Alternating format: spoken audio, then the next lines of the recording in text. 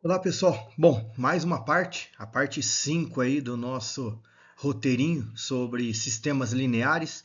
Hoje nós vamos falar sobre, nesse vídeo vamos falar sobre o método de Cramer. Vamos utilizar ele numa matriz 2x2, lembrando que a gente pode utilizar ele também numa matriz 3x3. Vou mostrar aqui na matriz 2x2 primeiramente, só para a gente entender o esquema.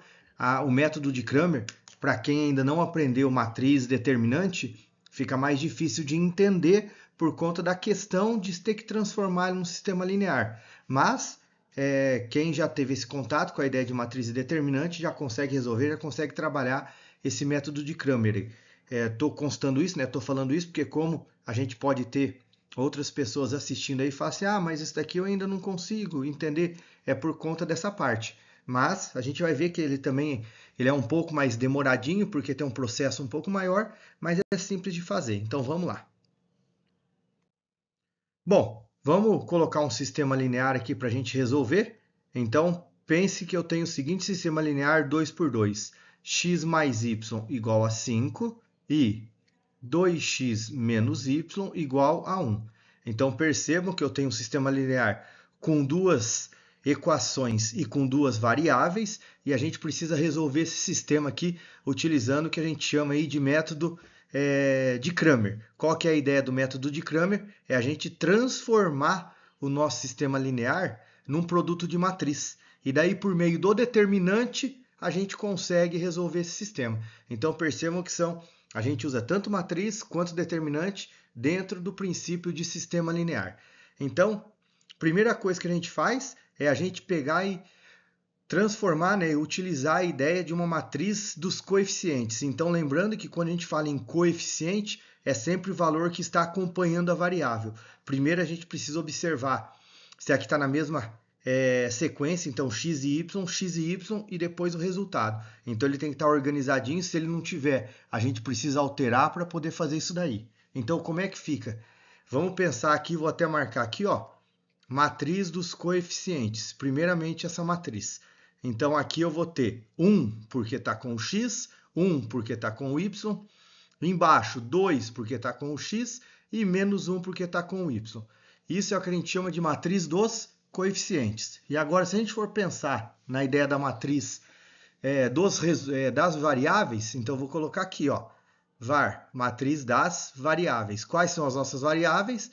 Na sequência, x e y. E a matriz do resultado. Vamos deixar marcado aqui também a matriz do resultado, que é a matriz 5, 1.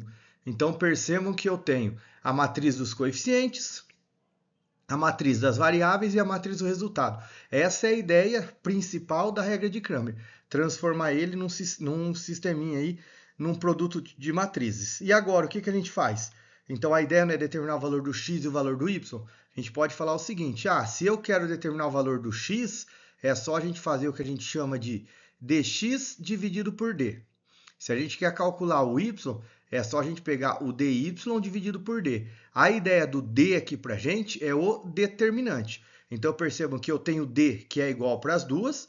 Vou marcar ele aqui, é o nosso determinante. Eu tenho o dx, que eu vou ter que calcular a ideia do dx, que já nós vamos falar sobre isso. E eu tenho o dy, que nós vamos ter que calcular ele. Então, o que é cada uma dessas coisas aqui? O d é o determinante da matriz dos coeficientes. Então, o D é o determinante da matriz dos coeficientes. Então, a gente vai pegar essa matriz dos coeficientes, 1, 1, 2 e menos 1, e vamos calcular o determinante dela. Tá lá, ó, 1, 1, 2 e menos 1. Lembrando que, quando eu tenho uma matriz 2 por 2, para calcular o determinante é só fazer diagonal principal, 1 vezes menos 1, menos 1. Depois, menos diagonal secundária. 1 vezes 2, 2. Então, fica menos 1 com menos 2. O determinante da matriz dos coeficientes é menos 3. Existe uma propriedade que fala para a gente que se esse determinante ele for diferente de zero, significa que o sistema ele é possível e determinado. Tá lá, então a gente sabe que existe uma solução para esse sistema, porque o determinante aqui deu menos 3. Então, a primeira coisa que a gente já sabe que a gente pode comprovar daqui. Depois ele fala do dx. Então, o que é o dx? Vamos separar aqui para não confundir. O dx é quando eu pego a coluna dos coeficientes e vou substituir a coluna do x pela coluna do resultado. Espera lá, como assim? Essa não é a matriz dos coeficientes? A primeira coluna aqui não representa o x, ó, porque começa com o x, depois não é o y.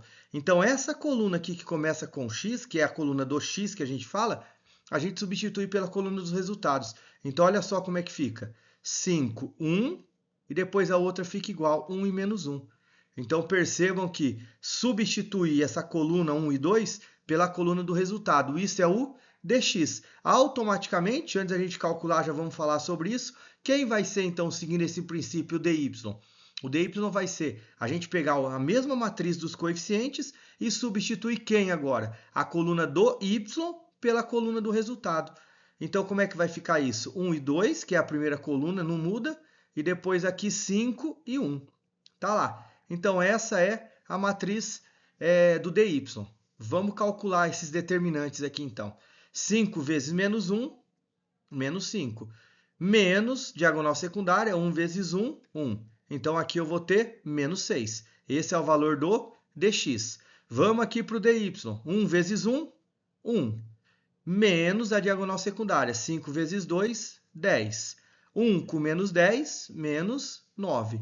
Agora, o que a gente faz? É só a gente pegar esses valores e substituir aqui e verificar. Como eu tenho que o dx vale menos 6 e o d vale menos 3, menos 6 dividido por menos 3, nós vamos ter 2. Está aqui. Esse é o valor do x. Depois, o dy, que é menos 9 dividido por menos 3, que é o d, nós vamos ter 3.